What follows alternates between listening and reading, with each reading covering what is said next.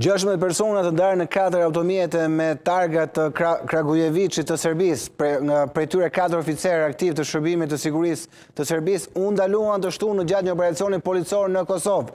Ministri në detyri punëve të brendshme Xhelal Zveshlia tha se dyshohet se serbët e rrethuar kishin për qëllim mbledhjen e informacioneve për caqe të mundshme pasi janë gjetur dëshmi të ndërlidhjes me strukturat e inteligjencës ushtarake serbe si dhe me anëtarë të grupit terrorist të Banjskës. Dhe për të folur për këtë zhvillim, kam kënaqësi të kem ekspert e marrëdhënieve ndërkombëtare dhe çështjeve sigurisë Mentor Beqia. Mentor, kënaqësi të kem studio. Faleminderit që bashkove. Faleminderit për ftesën. Një koment, Mentor, sepse ne kishim rekorduar për të folur për tjera zhvillime botërore, por doli ky zhvillim dhe padyshim duhet t'i kushtojmë vëmendje çfarë ishte për ty ky operacion i policisë Kosovës. Natyrisht që ka një lajm të mirë dhe një lajm të keq nga brenda. Lajmi i mirë është që tregon një lloj efektiviteti dhe eficiencë në rritje të forcave të sigurisë së Kosovës në mënyrë të veçantë të policisë së Kosovës dhe ky është një lajm i mirë. Natyrisht që unë besoj që të gjitha operacionet të saj natyre zhvillohen bashkëpunim edhe me strukturat të tjera të inteligjencës në Kosovë dhe në mënyrë të veçantë me strukturat të inteligjencës vendeve aleate të Kosovës dhe ky është një lajm që e pashmangshme bashkëpunim me aleatët. Padyshim. Pra nuk me gjithë dëshirën tonë ende si ka kapacitetet inteligjenca e Kosovës. Sidomos në raste kur kemi të bëjmë me operacione të tilla të këtij niveli që përfshin një numër të madh forcash dhe shtrihen në disa vende në territoret ndryshme kështu me radhë. Dhe që kanë një sensibilitet të lartë edhe publik dhe përbëjnë një edhe mundësinë e një incidenti ndërmjet Kosovës dhe Serbisë nëse operacioni nuk do të shkonte ashtu siç duhet të shkonte. Pra ky është lajmi i mirë. Lajmi tjetër i keq negativ është që Serbia vazhdon të jetë një aktor aktiv që përpiqet të nxjisë destabilitetin në Kosovë. Natyrisht që vendet në përgjithësi kanë përdorin shërbimet e tyre të inteligjencës, kanë njerëzit e tyre aktiv në terren, por në rastin e Kosovës dhe Serbisë, ku marrëdhëniet janë shumë të tensionuara dhe të acaruara, veprimtaritë të tilla diversioniste nga ana e Serbisë brenda territorit të Kosovës janë një lajm për cilin ne duhet të shqetësohemi dhe natyrisht Kosova, por edhe vendet aleate të Kosovës dhe në mënyrë të veçantë Bashkimi Evropian. Në këtë pikpamje besoj që është një lajm i cili duhet marrë peshën që i takon. Mendoj çfarë padyshim 4 efektiv në detyrë, çfarë duan ata sipas për çfarë mund vinë Kosova ata? Spari duhet presim për vërtetësinë e gjitha informacioneve. Duhet të kemi informacione më të detajuara, më të sakta edhe nga ana e policisë së Kosovës. Deri tani nuk kemi informacione të cilat justifikojnë për ligjin të gjithë qëndrimin që ka mbajtur policia e Kosovës. Por nëse informacionet do vinë duke u verifikuar dhe duke u qartësuar, atëherë natyrisht që është e kuptueshme që strukturat e sigurisë së Beogradit ose janë në kuadër të grumbullimit të informacionit të rutinë ose përgatiten për skenar të tjerë. Që lidhet kjo edhe me bombën në Zveçan, me granat gjollën në Zveçan, vetëm pak ditë më parë, janë të ndërlidhura apo?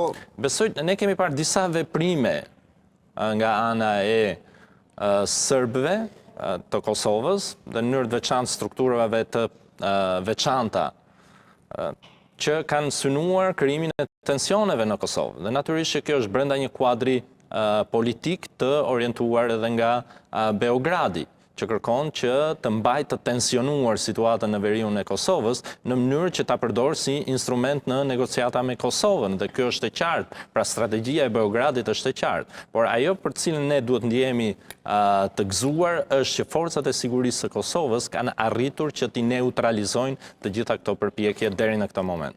Ndërkohë, pse jam duke kërkuar një deklaratë, Mentor, është mbledhur Këshilli i Sigurimit në Kosovë për gjithë këtë çfarë ndodh dhe ajo që bie në sy është që Albin Kurti ka thënë që Serbia po tenton të minojë ngritjen e institucioneve të reja në Kosovë. Kjo mund të jetë. Si mund të jetë kur e ka vetë Albin Kurti në dorë këtë gjë për të krijuar institucionet e reja? Pra, se kjo është ajo ndoshta nonsensi që kërkon të analizohet pak. Si mundet kryeministri i Kosovës që ka fituar zgjedhjet thotë që Serbia po tenton të mos sabotoj Po lexoj fiks që të sabotoj themelimin e institucioneve të reja të legjislaturës së nëntë. A ka në dorë dikush, Albin Kurti e ka në dorë vetë?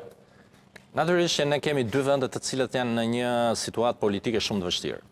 Përfshirë tu Kosovën, por akoma më të vështirë edhe Serbinë. Kosova mbetet në një gjendje pezull për shkak se asnjë prej palëve politike nuk ka shumicën për të krijuar qeverinë dhe ne shohim që Albin Kurti po ndeshet me vështirësi reale në krijimin e qeverisë. Natyrisht që pritet të kemi informacione në ditët në vijim nëse ai do të mundet që të tërheq në mazhorancën e tij përveç minoriteteve, përveç deputetëve të minoriteteve serbe, edhe 3-4 personazhe të tjerë nga opozita e Kosovës, por kjo mbetet për tu parë. Dhe incidentet të kësaj natyre, natyrisht që përdoren për të krijuar panik dhe për të shtyrë njerëzit që të solidarizohen me kryeministrin. Këto janë strategji të njohura. Po ashtu e ka përdorur në këtë pikpamje, ka përdorur edhe vetë presidenti Vučić. Pra ka kërkuar që të maksimizoj në pikpamje të solidarizimit që kërkon nga ana e popullsisë serbe këtë incident që ka ndodhur në Kosovë. Çfarë sjell kjo situatë, kjo zvarritje mentore për ty? Zvarritja e formimit të institucioneve, çfarë mund të sjell? Natyrisht që nuk është diçka pozitive për Kosovën. Ne kemi një periudhë të gjatë që kur janë mbajtur zgjedhjet dhe sa më shumë që të zvarritet, aq më problem është për Kosovën, sepse Kosova nuk është një shtet i stabilizuar ku administrata funksionon siç duhet, ku sigurinë ka të garantuar e kështu me radhë. Prandaj besoj që është emergjente që palët të gjejnë një zgjidhje dhe e mira do të ishte që të kemi një qeveri me vullnet të mirë, e cila mbështetet nga opozita. Ndoshta lajmin e fundit, Albin Kurti kishte çuar një letër Abdixhikut. Po komentohet në Kosovë si ndoshta një letër për konsultime për qeverinë e re. Një koalicion LDK-VV si e sheti? Për mua një koalicion që do të përfshinte qoftë PDK-n ose LDK-n, do ishte koalicioni i duhur qeverisë për Kosovën për të përballuar sfidat që do të ketë Kosova duke nisur që nga dita e nesërme e inaugurimit të qeverisë së re. Në këtë pikpamje, sa më shumë stabilitet politik që të ketë qeveria dhe mbështetje sa më të gjerë të këtë qeveria, aq më mirë do të ishte. Por, se sa është e mundshme kjo në pikpamje realiste, kjo është analizë tjetër dhe ne kemi parë që qëndrimet e palëve janë shumë larg njëra tjetrës dhe duket që do jetë shumë e vështirë të kemi një qeveri kompromisi të gjerë në Kosovë. Okej, mentor, faleminderit për kapitullin, e mbyllim pak kapitullin e Kosovës, ndaljem pak të zhvillime globale, si po e sheh ato çfarë po ndodh me Trumpin. Ajo është një luftë financiare, por që mund të sjellë padyshim për shkallëzim të përplasjeve bota përballë Trumpit. Se kështu bëhen Trump përballë botës. Në fakt është e tillë, sepse natyrisht që Shtetet e Bashkuara të Amerikës janë fuqia më e madhe ekonomike në botë dhe çdo mas, qoftë në pikpamjen financiare ekonomike që ndërmarrin Shtetet e Bashkuara të Amerikës, ka një impakt jashtëzakonisht të gjerë në të gjithë ekonominë globale. Por kur impaktohet ekonomia, natyrisht që kemi edhe pasoja politike kështu me radhë.